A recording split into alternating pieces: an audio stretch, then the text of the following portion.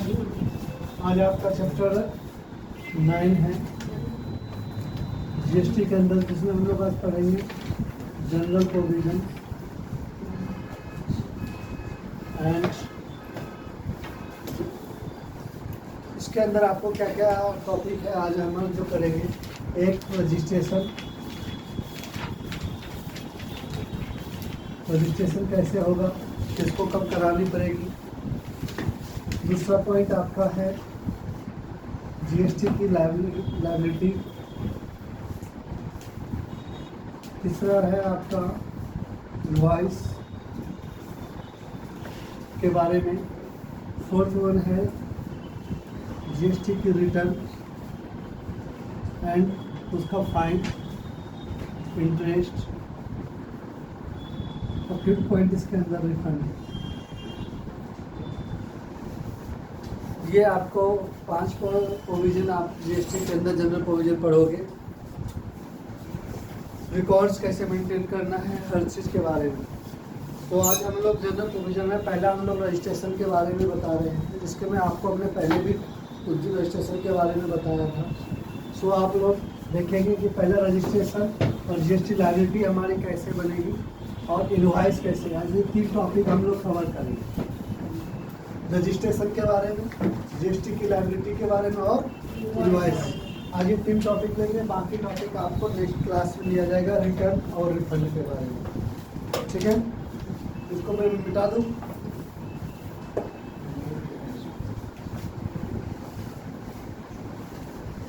तो जैसा कि आपको जीएसटी के अंदर हमने कहा था कि जीएसटी में सबसे पहला काम ये है कि 1 जुलाई 2017 को लागू तो हुई।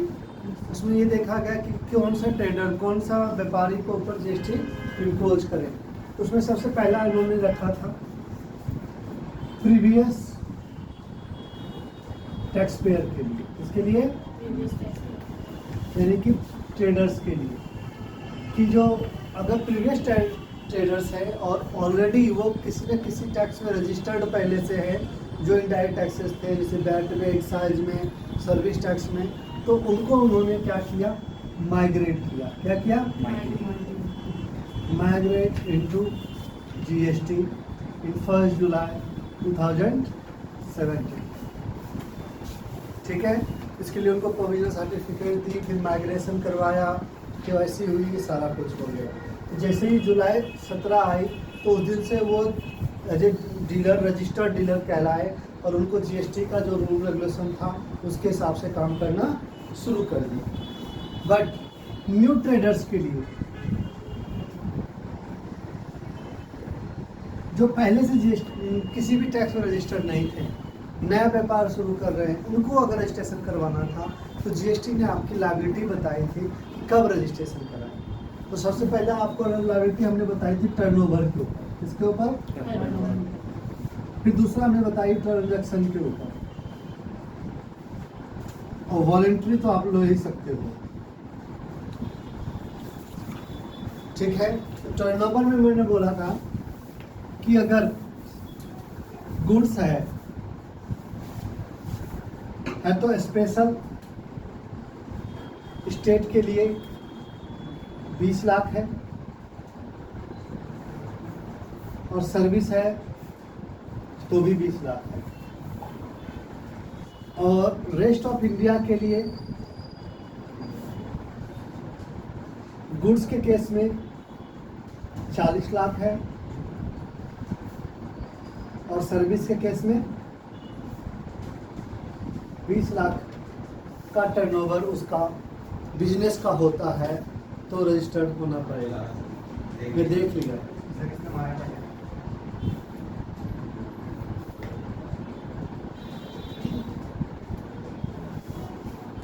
तो गुड्स के केसेस में आप ध्यान रखना कि रजिस्टर्ड टर्नओवर आप जो देखोगे, आपका बिजनेस का सेल्स, टोटल सेल जो आपका है या सर्विस, दोनों मिला के जो सप्लाई होती है, वो अगर स्पेशल स्टेट में 20 लाख होती है तो आप रजिस्ट्रेशन करवाओगे।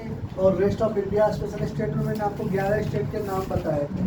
जम्मू था, मेघालय था, मिजोरम है, असम है, तो ऐसे स्टेट के लिए तो 20 लाख का टर्नओवर था, और दिल्ली जैसे शहरों के लिए, बिहार, यूपी, इन सब के लिए कितना था, 40 लाख गुड्स के लिए, और सर्विस के लिए। ये पैन इंडिया बेस्ड है। पैन इंडिया बेस्ड मतलब होता है कि एक ट्रेडर्स जिस नाम से बिजनेस कर रहा है, जिस पैन कार्ड पे वो रजिस्टर कर रहा है, उसका टोटल टर्नओवर चाहे स्टेट में चाहे पूरे इंडिया में मिला के टोटल, अगर इसको टर्नओवर पूरा करेगा तो उसको रजिस्ट्रेशन करवाना। अब आती है कि इस टर्नओवर में क्या क्या हम इंक्लूड करेंगे, तो सप्लाई आउटवर्ड आती है इसके अंदर, सिर्फ सप्लाई आउटवर्ड, चाहे वो सप्लाई टैक्सेबल हो, चाहे वो सप्लाई एग्जम्प्टेड हो, चाहे सप्लाई न्यू जीएसटी का हो, चाहे वो सप्लाई नॉन जीएसटी वाला ही क्यों ना हो। टोटल टर्नओवर अगर 20 लाख का 40 लाख होता है तो जीएसटी में रजिस्ट्रेशन करवाना, ठीक है, कंपल्सरी है। अब आती है ट्रांजैक्शन बेस। तो ट्रांजैक्शन बेस के ऊपर था, गवर्नमेंट ने बोला था अगर आप इंटर स्टेट सप्लाई करते हो, एक्सपोर्ट करते हो, गवर्नमेंट का कोई ऑर्गेनाइजेशन के साथ ट्रांजैक्शन आप करना चाहते हो जहाँ पे जीएसटी की रिक्वायरमेंट है, ई कॉमर्स ऑपरेटर के ऊपर में हो, तो आपको गवर्नमेंट ने क्या कहा कि आपको जीएसटी नंबर चाहिए ही। स्पेशल इकोनॉमिक जोन में काम करते हैं, रिवर्स चार्जेज आपकी लायबिलिटी बन जाती है, तो ऐसे केसेस में आपको क्या कराना है, टर्नओवर ना देख के ट्रांजैक्शन को देखनी है। किसको देखनी है? ट्रांजैक्शंस को। वॉलंटरी मतलब कि मुझे ज़रूरत है, मेरे बिजनेस को रिक्वायरमेंट है जीएसटी, इसके बिना काम नहीं चलेगा, तो आप वॉलंटरी बिना टर्नओवर का, बिना ट्रांजैक्शन का भी रजिस्ट्री करवा सकते। तो ये तो थी काम, क्यों रजिस्ट्रेशन करवा। कभी कभी हम किसी बिजनेस को ट्रांजैक्शन में और भी चीज़ें आती हैं। मैं किसी का दूसरे का बिजनेस अगर हायर कर रहा हूँ, खरीद रहा हूँ, या उसका फ्रेंचाइजी ले रहा हूँ, तो मेरे लिए वो कंटिन्यूअस बिजनेस ही कहलाएगा, रजिस्ट्रेशन कराना ही पड़ेगा, वहाँ पे लिमिट देखा नहीं है। अगर डीलर टाइप्स चेंज करते हो, जैसे कि अगर इंडिविजुअल था, आप कंपनी में रजिस्टर ट्रांसफ़र कर रहे हो अपनी कंपनी को, पार्टनरशिप में लेके आ रहे हो, या पार्टनर से इंडिविजुअल में ला रहे हो, तो भी जीएसटी की रजिस्ट्रेशन आपको करवाना पड़ेगा। डीमर्जर, मर्जर जो कहते हैं, सारा प्रोसेस के अंदर आपको जीएसटी का रजिस्ट्रेशन करवाना है। तो आप सबसे पहले क्या देखेंगे कि मेरी लायबिलिटी मेरे जीएसटी रजिस्ट्रेशन करने की बनती है कि नहीं बनती है। अब आती है गवर्नमेंट जीएसटी ने कहा कि अगर आप एक तरह का बिजनेस कर रहे हो, एक पैन कार्ड के ऊपर, एक जीएसटी के ऊपर, एक ही तरह का ट्रेड है, तो एक स्टेट में एक रजिस्ट्रेशन करवाना है। कितना कराना है? वन स्टेट में। तो अगर मैं एवरी स्टेट, अगर दिल्ली में, पूरे भारत में 37 स्टेट हैं, तो और मैं हर स्टेट में काम करता हूँ सेम चीज़, तो मुझे 37 रजिस्ट्रेशन करवाना पड़ेगा। लेकिन एक स्टेट में ज़्यादा ब्रांचेज हैं सेम चीज़ों का, तो मेरे पास ये मैंडेटरी नहीं है कि सभी ब्रांचों का अलग अलग रजिस्ट्रेशन करवाएं। एक रजिस्ट्रेशन से काम चल जाएगा अगर सेम स्टेट में है। अगर आप चाहते हो कि नहीं यार करवा लेते हैं, हिसाब अलग रहेगा, लायबिलिटी भी सबकी अलग रहेगी, तो आप वॉलंटरी करवा सकते हो, बट आपकी लायबिलिटी में गवर्नमेंट ने बोला एक स्टेट में एक रजिस्ट्रेशन काफ़ी है। क्लियर है? हाँ, आप अगर ट्रेड का नाम बदल देते हो, बिजनेस का मॉडल बदल रहे हो, तो उस बिजनेस के लिए आपको अलग से रजिस्ट्रेशन करवाना पड़ेगा। जैसे मैंने अभी पंकज कोचिंग सेंटर का रजिस्ट्रेशन करवाया था, तो सर्विस सेक्टर हो गया। अब मैंने पंकज इंटरप्राइजेज कंपनी का नाम रखा, उसके मैं फुटवेयर्स का शॉप शुरू कर रहा हूँ, तो अब उस पंकज इंटरप्राइजेज ट्रेडर्स में मेरा नाम चेंज हो गया ना, एक तरह से ट्रेड का नाम। और क्या चेंज हो गया? मेरा आर्टिकल्स चेंज हो गई, तो उसके लिए अलग से रजिस्ट्रेशन करवाना पड़ेगा अगर सेम स्टेट है तो। ओके, तो ये तो हो गई रजिस्ट्रेशन सिंगल पॉइंट। अब आती है कि अगर हम हेड ऑफिस के रूप में काम करते हैं, डीएसए के रूप में काम करते हैं, एजेंट के रूप में काम करते हैं, रिटेलर के रूप में काम करते हैं, बिजनेस का मॉडल तो अलग अलग होता है। तो गवर्नमेंट कहती है कि अगर आप ही मैन्युफैक्चरर हो, आप ही ट्रेडर हो, तो एक रजिस्ट्रेशन काफ़ी है, ठीक है। लेकिन आप मैन्युफैक्चरर हो, ट्रेडर के रूप में आप काम नहीं करते हो, आप ट्रेडर के रूप में आपका दूसरा ब्रांच या दूसरा वर्टिकल काम करता है, तो रिटेल का अलग रजिस्ट्रेशन करवाना पड़ेगा और मैन्युफैक्चरिंग का अलग कराना। क्लियर है? इसी तरह मैं डिस्ट्रीब्यूशन मॉडल पे काम करता हूँ, यानी डिस्ट्रीब्यूटरशिप पे भी देता हूँ। तो मैं मैन्युफैक्चरर हूँ, डिस्ट्रीब्यूटर में किसको दिया? मतलब किसी थर्ड पार्टी को, तो मैन्युफैक्चरर के रूप में अलग रजिस्ट्रेशन होगा, DSA के रूप में अलग रजिस्ट्रेशन होगा, और वो जो रिटेलर होगा उनके सेगमेंट में अलग रजिस्ट्रेशन करवाएं। इसका फ़ायदा क्या है, क्यों ऐसा ज़रूरत है, इनपुट टैक्स क्रेडिट के लिए। इसके लिए क्लियर है कि मान लो मैन्युफैक्चरर है वो तो सेल नहीं करेगा, तो वो मैन्युफैक्चरर अगर रिटेलर भी है तो उसका काम चल जाएगा एक से। अगर वो दोनों मैन्युफैक्चरर ही खाली है तो उसको इनपुट क्रेडिट क्लेम ट्रांसफ़र करने के लिए DSA रजिस्ट्रेशन करवाना पड़ेगा एक अलग से। ठीक है, तो ये चीज़ें ध्यान रखें। तो इस चीज़ के लिए वही एग्जाम्पल मैंने आपके बुक में दिया है, पेज नंबर 79 पे आप लोग आए।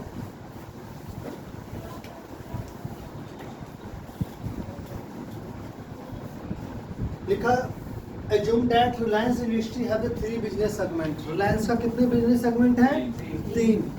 पहला सेगमेंट है रिलायंस फ्रेश, दूसरा रिलायंस पेट्रोलियम, तीसरा रिलायंस एजुकेशन। कहता है रिलायंस पेट्रोल फ्रेश जो है more than 5 outlets every state. कहता है उसके 5 दुकान जो है, 5 शोरूम है हर स्टेट में, तो उसको हर एक स्टेट में कम से कम एक रजिस्ट्रेशन करवाना। रिलायंस पेट्रोलियम जो है 2 ऑफिस गुजरात में है, एक कहाँ पर है, तो एक गुजरात में रजिस्ट्रेशन करा लेगा और एक कहाँ करा लेगा, दूसरा रिलायंस एजुकेशन है हैविंग स्कूल्स इन 5 स्टेट। उसका स्कूल है कितने स्टेट में, 5 तो 5 स्टेट में उसको रजिस्ट्रेशन करवाना पड़ेगा। तो लिखा now it can be have following registration. Reliance Parades it will have 1 registration for each state, 30 registration for 30 states. Reliance Petroleum it will have 2 registration in 1 state, Gujarat, and 1 state in, और Reliance education 1 registration in each state, तो 5 state में काम करता है, तो 5 registration. Clear हो गया आपको। अब आता है एक दूसरा एग्जांपल हम ले रहे हैं जिसमें हम आपको DSA मैन्युफैक्चरर और रिटेलर के सेगमेंट पे ला रहे हैं। एक एवरेस्ट कंपनी है, head office in the factory in West Bengal, goods are manufacture in the factory only and transfer to retail outlet and different state. जो गुड्स का मैन्युफैक्चरिंग वेस्ट बंगाल में हो रही है और वो बेचता नहीं है, वो अपने आउटलेट्स पे क्या कर रहा है, फिर उसको ट्रांसफ़र कर रहा है। तो आपको मैंने कहा ऐसे केसेस में उसको रजिस्ट्रेशन मैन्युफैक्चरिंग के लिए अलग करवाना पड़ेगा और रिटेल के लिए अलग। अगर सेम काम करता, खुद ही करता, तो फिर एक से काम आगे देखिए। तो इन्होंने क्या कहा, it has 1 retail outlet Bengal West Bengal, तो मैन्युफैक्चरिंग भी बंगाल में कर रहा है, रिटेल आउटलेट भी बंगाल में रखा है। 1 in Karnataka, 1 in Maharashtra, 1 in Andhra Pradesh. It also has branch office in Andhra Pradesh, और उन्होंने आंध्र प्रदेश में एक ब्रांच ऑफिस भी खोल लिया। ब्रांच ऑफिस क्या करता है, सिर्फ देख रेख करता है, बेचता नहीं है, बेचता तो रिटेल है, तो उसको DSA बोलेंगे। क्या बोलेंगे, सिर्फ डिस्ट्रीब्यूशन कहते हैं। Input and received head office always the branch office Andhra Pradesh. कहता जो भी गुड्स खरीदे जाएंगे जिसमें GST आएगी इनपुट के रूप में, या तो हेड ऑफिस में आएगा या तो ब्रांच ऑफिस में आएगा। यानी रिटेल्स बाहर से कुछ भी खरीदेगी नहीं, वो हमसे ही खरीदेंगे, बट हमारे ब्रांच से या मेरे हेड ऑफिस से। तो इन्होंने लिखा the maximize the amount of input tax credit should be registration the following way. 1 registration in West Bengal factory and retail outlet. एक तो बंगाल में रजिस्ट्रेशन करवा लेगा फैक्ट्री और रिटेल के लिए। दूसरा 1 registration in Karnataka as a retail के लिए, 1 registration Maharashtra as a retail के लिए, 1 registration Andhra Pradesh as a retail. ये तो रिटेल का हो गया। अब आता है 1 ISD रजिस्ट्रेशन, बोले से बोलते हैं इनपुट सर्विस डिस्ट्रीब्यूटर। ठीक है, तो registration West Bengal, distribution input tax credit और सर्विस बाय HO, और ISD registration in Andhra Pradesh also distribution और इनपुट टैक्स क्रेडिट। और एक रजिस्ट्रेशन उसको आंध्र प्रदेश में, क्योंकि ब्रांच ऑफिस है तो वहाँ भी करवाना पड़ेगा। यानी गुड्स तो खरीदेगा ब्रांच, अब वो क्या करेगा, अपने रिटेल को सामान देगा, तो क्रेडिट भी ट्रांसफ़र करना पड़ेगा ना रिटेल को, इसलिए ISD रजिस्ट्रेशन उसको अलग से करनी पड़ेगी। अब आती है कंपलसरी रजिस्ट्रेशन, आपको कब करवानी पड़ेगी, क्यों ज़रूरत है। तो मैंने ट्रांजैक्शन बेस में भी आपको पढ़ा दिया है, बट बुक में देखिए आपको दिया है person making interested supply of goods. जब आप स्टेट से बाहर अगर सप्लाई करते हो या कंट्री से बाहर आप एक्सपोर्ट करते हो, क्योंकि इंटरस्टेट में तो कंट्री से बाहर भी होता है ना, और या इंपोर्ट करेंगे तो हमारे को रजिस्ट्रेशन करवाना, कैजुअल टैक्सेबल पर्सन को रजिस्ट्रेशन करवाना पड़ेगा। मैंने आपको कैजुअल डीलर के बारे में बताया था ना, कौन होता है, जो टेम्पोररी रजिस्ट्रेशन कराते हैं स्पेशली किसी पर्पज के लिए। Third one, non resident taxable person making the taxable supply. कोई फॉरेनर पर्सन अगर इंडिया में टैक्सेबल सप्लाई कर रहा है तो उसको रजिस्ट्रेशन करवाना पड़ेगा। Person required to pay under the reverse charges, person required to deduct TDS, agent of supplier, कोई एजेंट के रूप में काम करता है किसी सप्लायर का। इनपुट सर्विस डिस्ट्रीब्यूटर है, e commerce operator, person use buyer e commerce operator, person supplying online information database, retrieval services. तो इन लोगों को जीएसटी रजिस्ट्रेशन करवाना ही, ये है ट्रांजैक्शन बेस। ये क्या है, कंपलसरी, इन पे टर्नओवर नहीं देखेंगे। किनको रजिस्ट्रेशन नहीं करवाना है, तो ऐसा डीलर जो एग्जम्प्टेड सप्लाई करता है, जो सप्लाई कर रहा है उस पर जीएसटी लगता है नहीं है, तो उसको रजिस्ट्रेशन कराने की जरूरत। मानो मैं पेट्रोल पंप डीलर हूँ और मुझे पता है पेट्रोल के ऊपर जीएसटी नहीं है, तो उसी पेट्रोल ही बेचता हूँ, तो मुझे उस पर जीएसटी रजिस्ट्रेशन कराने की जरूरत, ठीक है। इसी तरह मैं मिल्क सप्लायर हूँ, फार्मर हूँ, तो मैं जो सप्लाई करूँगा और मुझे पता है मेरे मिल्क पे या फार्मर के ऊपर जीएसटी नहीं है, फिर सप्लायर हूँ, तो ऐसे केसेस में मुझे जीएसटी रजिस्ट्रेशन कराने की जरूरत। या मेरे टर्नओवर 40 लाख या 20 लाख नहीं होता है और मैं बाहर बेचता ही नहीं हूँ, तो मुझे रजिस्ट्रेशन कराने की जरूरत नहीं है। क्लियर है? तो इन्होंने यही बोला, person engaged exclusively in supplying goods service both are not liable to tax. Person engaged exclusively supply goods or service both wholly exempted. Agriculture list farmer supplied to produce any cultivated land or specified category notified by the government. अगर government specific करती है तो government ने गुरुद्वारा को बोला तुम service दोगे तुम पे जीएसटी नहीं लगेगा, गवर्नमेंट ने हॉस्पिटल को बोला तुम सर्विस दोगे जीएसटी नहीं लगेगा, तो नहीं करवाएगा। बट अब हॉस्पिटल को बोला कि तुम इस तरह का सर्विस दोगे उसी पे नहीं लगेगा, अगर आपने एक्स्ट्रा इसके अलावा सर्विसेज दिया उस पर जीएसटी लगेगा, तो करवाना पड़ेगा। जैसे रूम रेंट उन्होंने बोल दिया कि कोई भी रूम रेंट अगर आप लेते हो किसी भी पेशेंट से 5000 से ऊपर है तो जीएसटी लगेगा, तो उस रूम रेंट के कारण उनको जीएसटी में रजिस्ट्रेशन करवाना। क्लियर होगी बातें? तो आपको पहले आपको क्या पता करनी है कि मेरी जो सप्लाई है इट इज टैक्सेबल और नॉट। देन देखेंगे टैक्सेबल है या नहीं, उसके बाद it's my liability for registration और नॉट। दो स्पेसिफिक कैटेगरी कौन है, person making only reverse charges supply, person making the interested supply जो हैंडीक्राफ्ट मोड का है। कहते हैं इंटरेस्टेड में रजिस्ट्रेशन बोला है बट कुछ इंटरेस्टेड सप्लाई के ऊपर जीएसटी हम नहीं लगाएंगे, जैसे कि हैंडीक्राफ्ट्स कोई भी बेच रहे हैं, यानी हाथ से तुम थैला बना के बेचते हो, पेपर वाला रैपर में पैकेट्स बना के बेच रहे हो, तो आपको उन पर जीएसटी नहीं है, चाहे स्टेट से बाहर भी दे रहे हो तो कोई प्रॉब्लम, मशीन मेड नहीं होना चाहिए। Casual taxable person making interested supplies handcraft goods notified products when the permanently up to 20 lakh तक है, उनको रजिस्ट्रेशन करवाने की जरूरत। जॉब वर्कर है जो मेकिंग इंटरेस्टेड सप्लाई, तो उनको भी रजिस्ट्रेशन करने की जरूरत नहीं है अगर टर्नओवर नहीं होता है तो। अब आती है रजिस्ट्रेशन कब करवाएंगे, तो मैंने कहा था कि अगर 20 लाख वाले में 30 डेज मिलता है, कितना दिन मिलता है 30 डेज, और नहीं कराएंगे तो 10,000 रुपीज़ फाइन। तो हमको जैसे मेरा टर्नओवर 20 लाख हो गया तो मुझे रजिस्ट्रेशन करवाना पड़ेगा, इमीडिएट कराना पड़ेगा, ठीक है। तो अप्लाई कर देना है। अप्लाई कैसे करेंगे, तो इसको अप्लाई करने का वेबसाइट है www.gst.government.in। इसे ऑनलाइन भी प्लेटफॉर्म है, इसमें कोई भी फिजिकली आपको कहीं जाने की ज़रूरत नहीं है। ऑनलाइन आप सारा डॉक्यूमेंट सबमिट करो, एक्यूरेट सबमिट करो, तो आपका सब कुछ रजिस्ट्रेशन विद इन 7 डेज हो जाता है, ठीक है। कैसे अप्लाई करेंगे इस वेबसाइट पे जाने के लिए, तो सबसे पहली बात, पहले तो हम देखेंगे कि मेरा टर्नओवर कितना हुआ, मेरी रजिस्ट्रेशन करवाना है। रजिस्ट्रेशन कराने के लिए कुछ डॉक्यूमेंट आपको चाहिए, पहले वो देख लीजिए क्या चाहिए। पेज नंबर 82 पे दिए हमने, document for the required for registration GST. GST को रजिस्ट्रेशन करने के लिए जो हमें डॉक्यूमेंट्स चाहिए, सबसे पहले ट्रेड लाइसेंस। अगर आप रजिस्टर्ड हो, कोई व्यापार कर रहे हो, उस व्यापार को करने के लिए जो परमिशन होता है उसको लेना पड़ता है डिपार्टमेंट से, जैसे एमसीडी वगैरह से, उसे हम कहते हैं ट्रेड लाइसेंस। जैसे मैं रेस्टोरेंट का करता हूँ बिजनेस, तो उसके लिए एफसीआई से रजिस्ट्रेशन करवाना है, तो वो एफसीआई से रजिस्ट्रेशन जो कराएंगे वो क्या कहलाएगा, ट्रेड लाइसेंस। एमसीडी से हमको शॉप लगाने के लिए लाइसेंस चाहिए, उसे हम क्या कहेंगे, ट्रेड लाइसेंस। ठीक है, वो ले लीजिए। पैन कार्ड आपका चाहिए, तो कंपनी अगर पार्टनरशिप है, कंपनी है, तो उनके नाम का पैन कार्ड मिल जाता है। बट अगर कोई प्रोप्राइटरशिप, मैं अपने नाम से बिजनेस शुरू कर रहा हूँ, तो फिर मेरा ओनर का पैन कार्ड चलेगा। किसका चलेगा?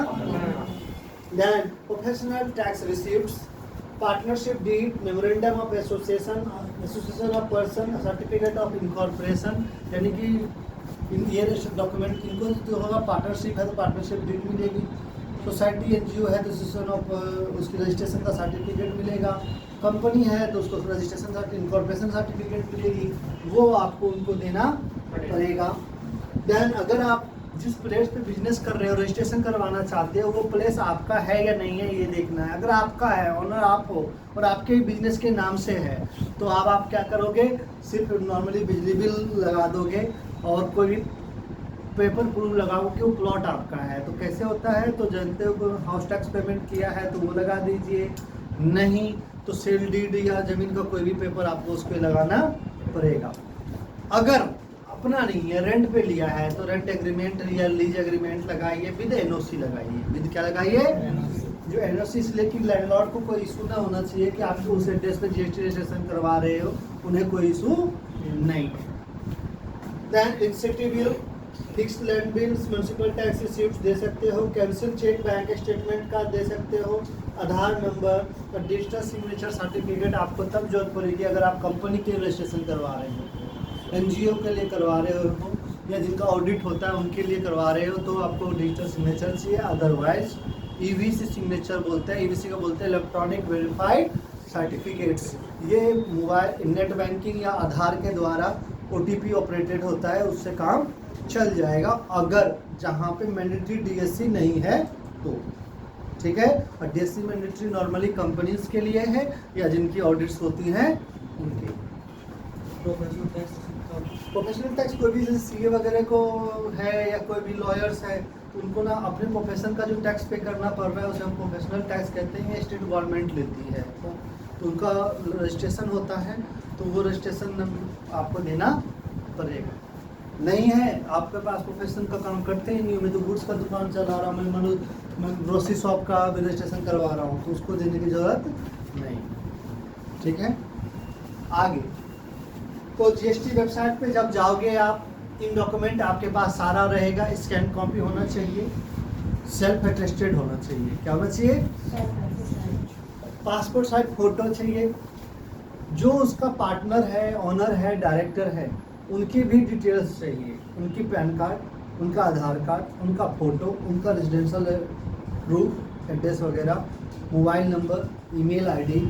अगर डायरेक्टर है तो डायरेक्टर का नंबर, प्रोप्राइटर है तो उसका पैन नंबर, आधार नंबर, ये सब आपको चाहिए रजिस्ट्रेशन करवाने के। ओके, अब आप रजिस्ट्रेशन जब करवाने जाओगे तो उसको दो पार्टों में हमने रजिस्ट्रेशन को बांटा है। सबसे पहले आप जीएसटी की वेबसाइट पे जाके न्यू रजिस्ट्रेशन के ऑप्शन पे क्लिक कर दो। जब न्यू रजिस्ट्रेशन पे जाओगे तो पूछेगा कैसा रजिस्ट्रेशन करना चाहते हो, टैक्स पेयर के रूप में, टैक्स प्रैक्टिशनर के रूप में, डिडक्टर के रूप में, या डीमर्जर हो, मर्जर हो, क्या है? तो आप लोगे टैक्स पेयर। क्या लोगे? अब आपको पूछता है जब रजिस्ट्रेशन करवाना चाहते हो तो किस स्टेट के लिए करवाना चाहते हो, क्योंकि मैंने कहा ना हर स्टेट में एक रजिस्ट्रेशन रिक्वायरमेंट होगी। अगर मैं हर स्टेट में बिजनेस करूँगा तो आपको बताना पड़ेगा। दिल्ली है तो दिल्ली, फिर दिल्ली जब आप लोगे तो पूछेगा कौन सा एरिया है, साउथ दिल्ली, नॉर्थ दिल्ली, वो आप बता देना। फिर आपको अपना पैन कार्ड किसके नाम से, यानी जिस स्टेट के लिए रजिस्ट्रेशन करवा रहे हो। तो अगर मैं कंपनी के लिए कर रहा हूँ जो प्राइवेट लिमिटेड है, तो कंपनी का पूरा नाम लिख देंगे जो कि पैन कार्ड पे लिखा हुआ है, जो पैन कार्ड पे लिखा हुआ है, उसे लीगल नेम कहते हैं। क्या कहते हैं? Legal name, as per the PAN. और फिर उसका पैन नंबर बता देंगे।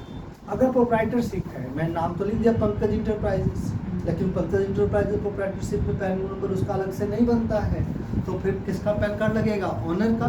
तो मेरा पैन कार्ड जब जाएगा तो मेरा लीगल नेम है उसमें तो पंकज कुमार लिखा होगा, तो पंकज कुमार लिखेंगे, पैन नंबर जो होगा 10 डिजिट का वो देंगे, ठीक है। ईमेल आईडी एक देंगे और एक मोबाइल नंबर। इनको जब आप दे के वेरीफाई करोगे स्क्रीन कोड दे के, तो वो आपको पैन कार्ड को वेरीफाई इनकम टैक्स डिपार्टमेंट कर लेगी कि सही है कि गलत है। मोबाइल नंबर और ईमेल आईडी जो अभी आपने दिया उन पे आपको एक OTP आएगा, उस OTP के द्वारा ईमेल को और मोबाइल को आप क्या करा दोगे? वेरीफाइड। जब इससे वेरीफाइड हो जाएगा तो आपका स्टेप 1 यानी इसमें पार्ट ए रजिस्ट्रेशन हो रहा है। पार्ट ए के अंदर हम सबसे पहले मोबाइल, ईमेल और पैन को वेरीफाई करा देते हैं, ठीक है। ये तीनों वेरीफाई होते ही आपको TRN नंबर मिलेगा, टेम्पोररी रेफरेंस नंबर उसे बोलते हैं। 14 डिजिट का ये होएगा। TRN नंबर आपके मोबाइल पे जैसे ही वेरीफाई हो गया तो मोबाइल पे और ईमेल पे आ जाएगा और स्क्रीन पे तो आएगा ही आएगा। तो आप उस TRN नंबर को कॉपी कर लो या मोबाइल से देख लो।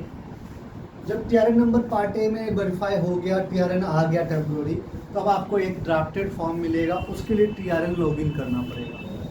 TRN लॉगिन में आने के बाद आप लोग TRN नंबर डाल के OTP डालोगे, फिर लॉगिन होने के बाद ड्राफ्ट REG 01 फॉर्म मिलेगा। क्या मिलेगा? ये एप्लीकेशन फॉर्म है फॉर रजिस्ट्रेशन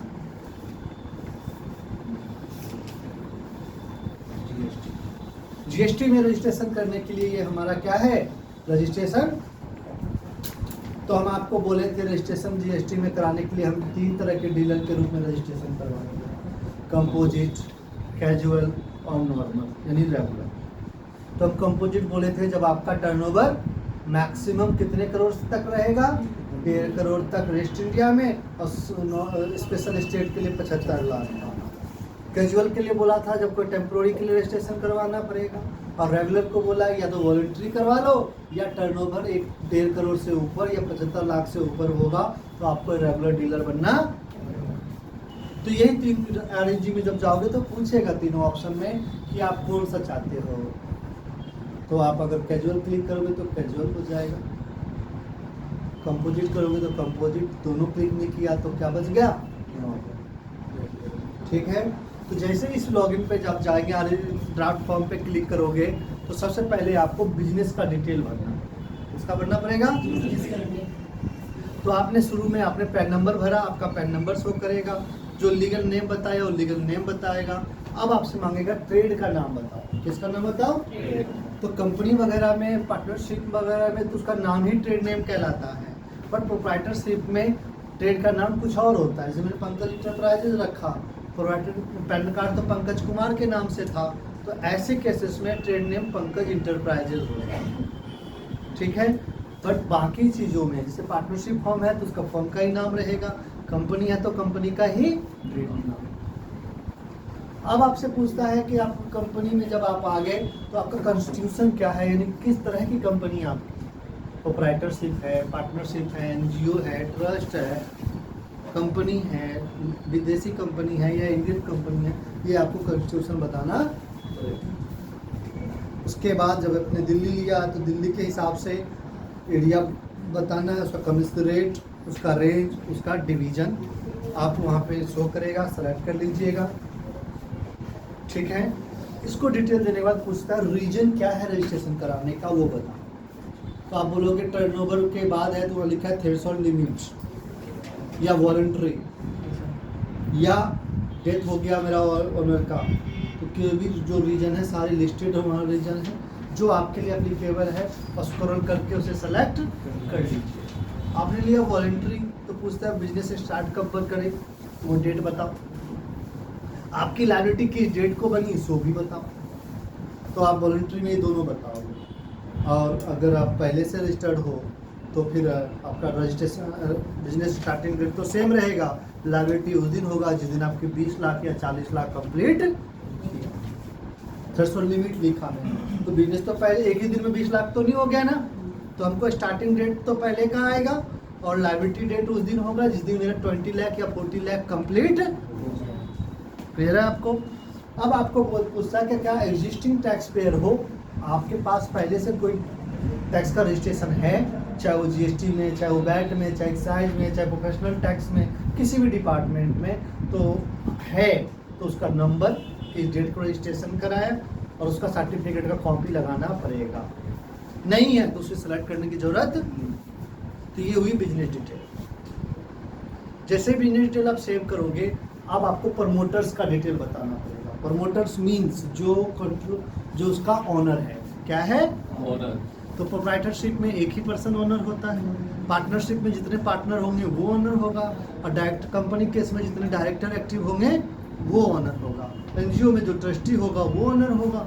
तो ऐसे केसेस में प्रमोटर अगर एक है तो एक का डिटेल भरोगे, दो है तो दो का भरोगे, तीन है तो तीन भरोगे। उतनी सीट आपको भरनी पड़ेगी। उनका नाम, father name, date of birth, email ID, mobile number, घर का address, PAN number, Aadhaar number, ये सारा चीज डिटेल आपको भरना पड़ेगा और उनका फोटो लगानी पड़ेगी। तो ये तो हो गया प्रमोटर। अब इतने प्रमोटर में कोई एक आदमी सिग्नेटरी तो होगा ना, जो जीएसटी में साइन जिसका चलेगा, उसको बोलते हैं ऑथराइज सिग्नेटरी। क्या बोलते हैं? उसे प्राइमरी सिग्नेटरी भी बोल सकते हैं। तो हो सकता है एक आदमी हो सकता है, दो आदमी हो। जितने लोग साइन करेंगे जीएसटी में, उनके नीचे लिखा होगा क्या ये ऑथराइज सिग्नेटरी है। क्लिक करोगे और फिर वो उन पर्सन को ऑथराइज सिग्नेटरी का पूरी डिटेल भरना पड़ेगा। अगर सेल्फ में ऑनर हूँ और खुद ही हूँ तो मुझे कोई प्रूफ लगाने की जरूरत नहीं है। बट मैं पार्टनरशिप फॉर्म में पार्टनर हूँ तो खाली एक अकेला मेरा डिसीजन तो नहीं चलेगा ना, दूसरा पार्टनर से भी पूछना पड़ेगा। तो उसमें एक पर्सन या दोनों ऑथराइज सिग्नेटरी हो सकता है, बाकी दो जो लोग सिग्नेटरी के रूप में से हमको ऑथराइज कर रहे हैं उनकी भी साइन होगी। वो लेटर हेड पे होगा, उसको कंसेंट फॉर्म बोलते हैं। जो लिखें क्या कि हमारी कंपनी के बिहाफ पे Mister Pankaj Kumar son of this as a partner we are authorising him to for GST matters. और वो जो लैंग्वेज है प्रॉपर लिख के, और जो जितने भी पार्टनर है वो साइन करेंगे और मेरा भी साइन हो जाएगा। वो ओरिजिनल फॉर्म मोहर लगा हुआ हम कंपनी को अपलोड ऑथराइज अथॉरिटी लेटर लगाना पड़ेगा पीडीएफ में। क्लियर है? तो हमने अथॉरिटी लेटर एक का बताया। अब मैं भी अपने अथॉरिटी लेटर में मैं एक और किसी और को ऑथराइज करता हूँ साइन करने के लिए, तो रिप्रेजेंटेटिव अथॉरिटी क्या कहते हैं? तो अगर रिप्रेजेंटेटिव अथॉरिटी की जरूरत है तो आप उसको भी भरो, नहीं जरूरत है तो उसको स्केप कर सकते हैं आप। फिर आपको बताना है बिजनेस का रजिस्टर्ड एड्रेस। अभी आप बिजनेस डिटेल बताए, प्रमोटर्स को बताए, अब आपको क्या बताना है? बिजनेस मेरा किस एड्रेस पे करूँगा, उसका रजिस्टर्ड प्लेस क्या है। तो उस बिजनेस का जो भी एड्रेस है प्रॉपर लिखोगे, बिल्डिंग का नाम, मकान नंबर, गली नंबर, स्टेट, सिटी, सब सिटी, डिस्ट्रिक्ट, ये सारा भरने के बाद मेल आईडी, मोबाइल नंबर्स, और फिर आपको बताना होगा कि यह प्लेस रेंट है या अपना है। जो भी बताएगा उसका डॉक्यूमेंट को आपको अपलोड करना पड़ेगा। ठीक है?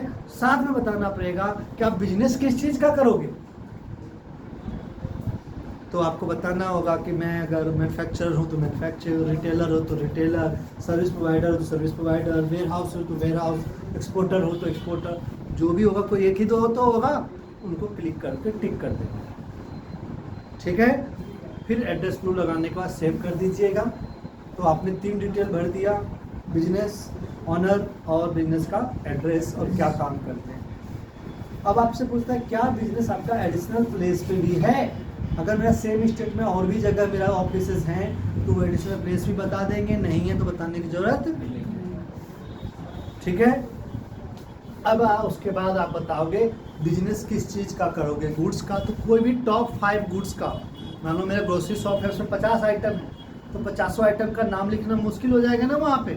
तो कोई भी 5, मैक्सिमम कितना भी दे सकता हूँ, बट मिनिमम बोला है टॉप 5 को क्या करो, लिस्ट कर दो। तो उसका HSN कोड डाल दो। क्या डाल दोगे? गुड्स केस में। सर्विस केस में भी सर्विस का SSC कोड डाल दोगे। वो दोनों डाल के सेव करोगे। क्या करोगे? क्लियर है?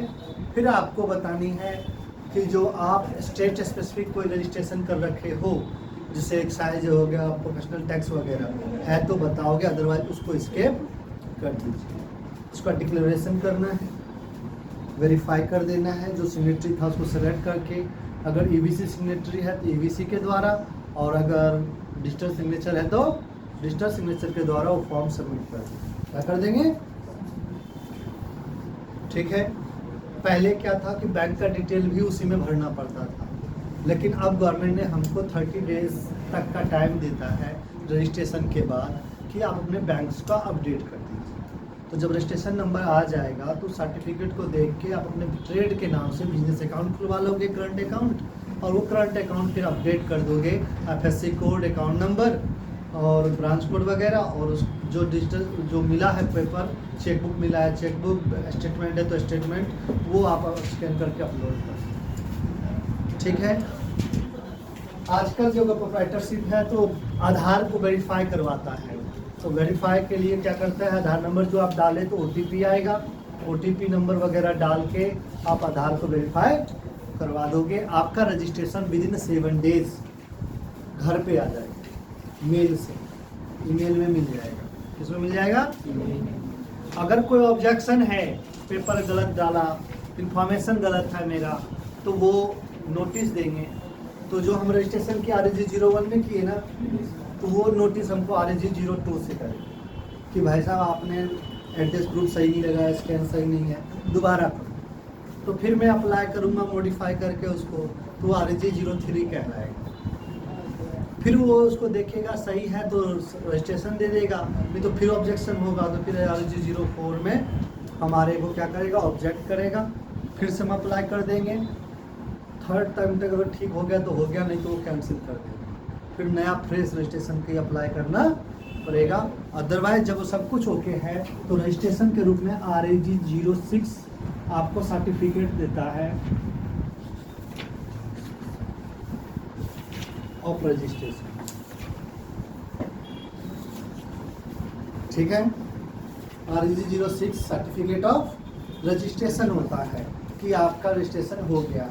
तो 3 पेज का होगा, आप डाउनलोड कर सकते हो, और उसमें सबसे पहले आपका GST नंबर होगा। क्या होगा?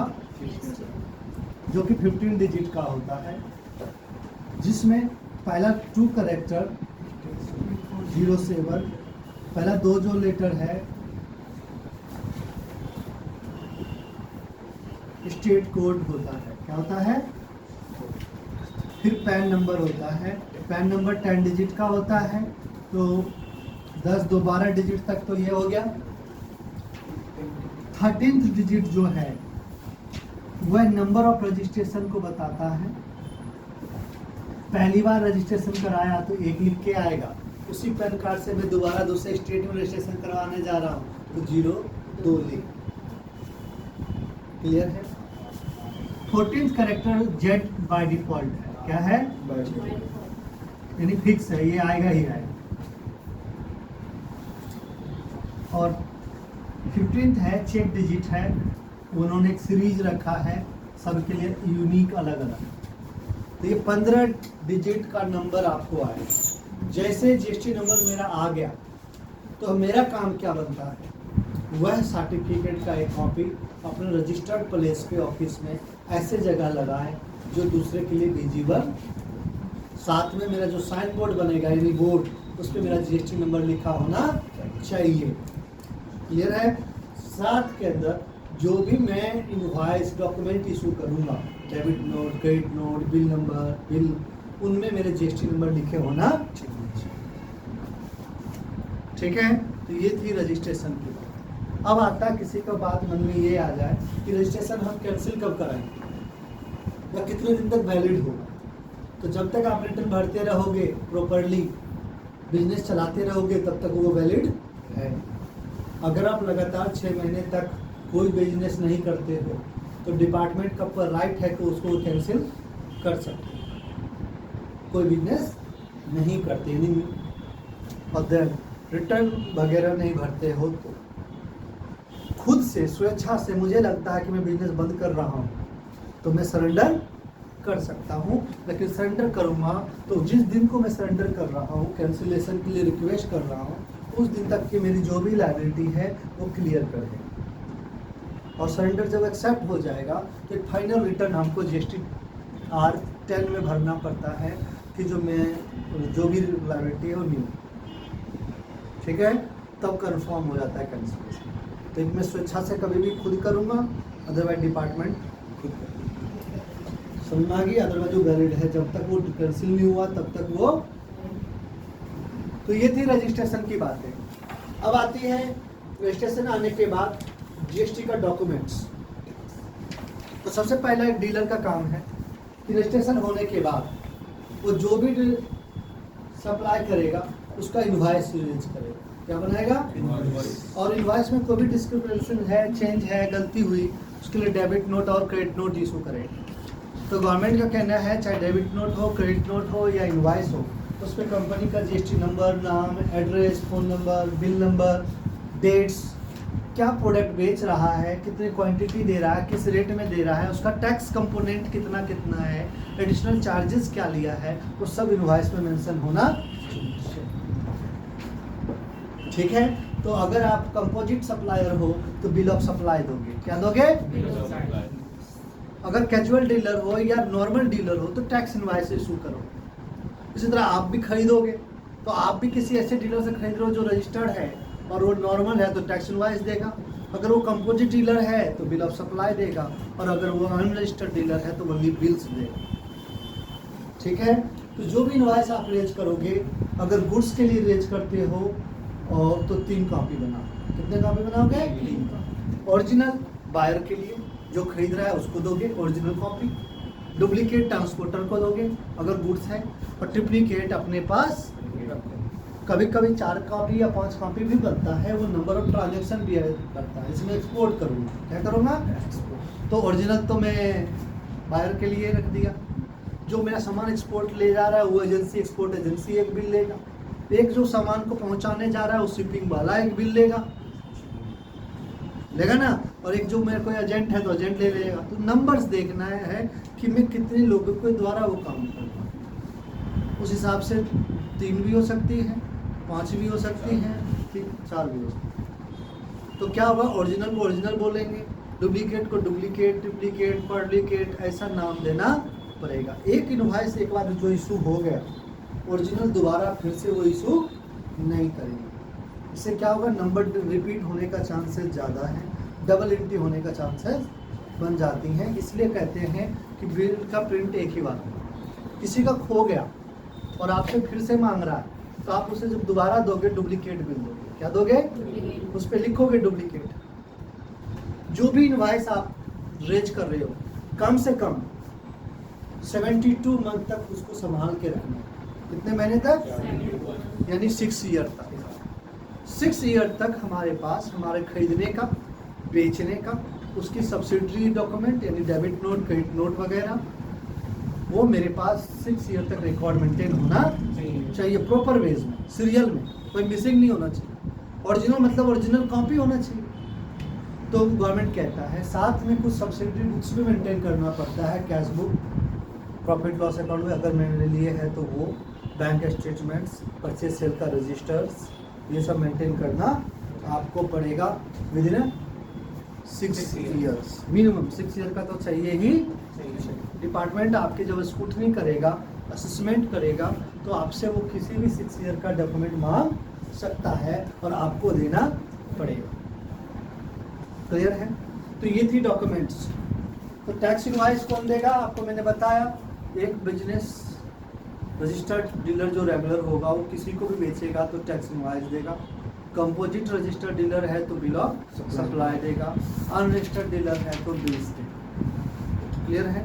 तो टैक्स इनवॉइस में क्या क्या लिख के आएगा? एक तो टॉप पे टैक्स इनवॉइस लिखेगा, कंपनी का नाम, address, mail ID, GST number, bill number, date, ये तो मैंडेटरी लिखेगा। किसको बेच रहा है उसका नाम, एड्रेस, उसका GST नंबर है तो सामान कहाँ पहुँचा रहा है वो, ये मेंटेन करना जरूरी है। देन आइटम का डिस्क्रिप्शन, एडिशनल चार्जेस का डिस्क्रिप्शन, उस पर क्या GST लगेगा, कितने परसेंटेज लगेगा, तो सारा इंफॉर्मेशन उसको लिखना। ठीक है? ये सब चीज़ें आप बुक में हमने परफॉर्मा दे रखा है। और हमने आपको बिल कब देना है ये सारा टाइम ऑफ सप्लाई में पढ़ाया था। गुड्स रिन्यूएबल होगा उसी टाइम बिल्स देना है। सर्विस जब प्रोवाइड कर रहे हैं तो 30 डेज के अंदर अंदर देना है। तो रूल्स को आप याद रखें, उस हिसाब से डॉक्यूमेंट आप इशू करेंगे। तो ये आज का मेरे को यहीं तक पढ़ाना था आपका। हाँ, अब आती है कोई सर बिल अगर मैंने बनाया गलत बन गया तो क्या होगा। तो दो यही रीजन है, या तो बिल रिवाइज करेंगे, रिवाइज होगा, या कैंसिल होगा। तो कैंसिल तब करना है जब गुड डिलीवरी नहीं करी, बिल बनी अभी पेपर पे ही, तो मेरे को लग गया गलत बन गया, तो आप एट ए टाइम क्या कर दिया,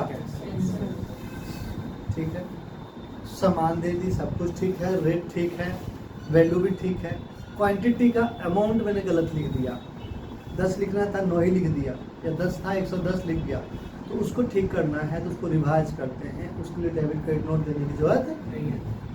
तो ये भी आप ध्यान रखोगे, जो रिवाइज करोगे अगर रिटर्न भरने से पहले कर लिया है तो कोई ज़्यादा इम्पैक्ट होने वाली नहीं है। रिवाइज ओरिजिनल कॉपी आप अपने पास रख लोगे और रिवाइज कॉपी दे दोगे। अगर रिटर्न हो चुकी है, जीएसटी का जो भी रिटर्न्स आपको पढ़ाएंगे, तो आपको अगले पीरियड में उसका रिवाइज इनवॉइस अपलोड करना पड़ेगा। क्लियर है? तो ये थी बातें। तो डेबिट नोट क्रेडिट नोट कब देते हैं, तो आपको मैंने कहा डेटर्स को या क्रेडिटर्स को बिल बनने के बाद अगर हम उसके बैलेंसेस में कोई भी अपडेशन या डिलीशन करते हैं तो पार्टी को डेबिट करेंगे तो डेबिट नोट, क्रेडिट करेंगे तो क्रेडिट नोट। ये किस लिए है, ये बिल का अमाउंट को रिड्यूस करने के लिए या इंक्रीज करने के लिए काम, ठीक है। तो ये चीज़ ध्यान रखें, जिससे जीएसटी इम्पैक्ट करती है तो वो उसका आपको अपलोड करना पड़ेगा। कभी कभी आप एडवांस लेते हो और उसमें जीएसटी लायबिलिटी आपकी बनती है या देते हो, तो फिर एडवांस के लिए रिसीट वाउचर भी अपलोड करना पड़ेगा। आरसीएम के केसेस में एडवांस पेमेंट पे था ना, हमारा सर्विस के केसेस में था ना, तो वो चीज़ें के ऊपर जीएसटी का डिटेल आपको देना पड़ेगा, ठीक है। तो आज का टॉपिक हम यही रखे थे। क्या क्या रखा था हमने, आपको मैंने कहा था जीएसटी की लायबिलिटी कब, जीएसटी रजिस्ट्रेशन कैसे होगा और इनवॉइस क्या होगा। अगली क्लासेस में हम आपको रिटर्न, उसकी पेनल्टीज, फाइन, ये सब के बारे में पहले थ्योरी देंगे, देन इसकी प्रैक्टिकल बाकायदा। अभी मैंने थ्योरी बताया रजिस्ट्रेशन का, कैसे जीएसटी के इस साइट पे जाके हम फॉर्म रजिस्ट्रेशन करेंगे, ये भी प्रैक्टिकल करवाया जाएगा, ठीक है। तो सारा चीज़ अब प्रैक्टिकल होगा, थ्योरी अब 1-2 दिन का ही है। ओके।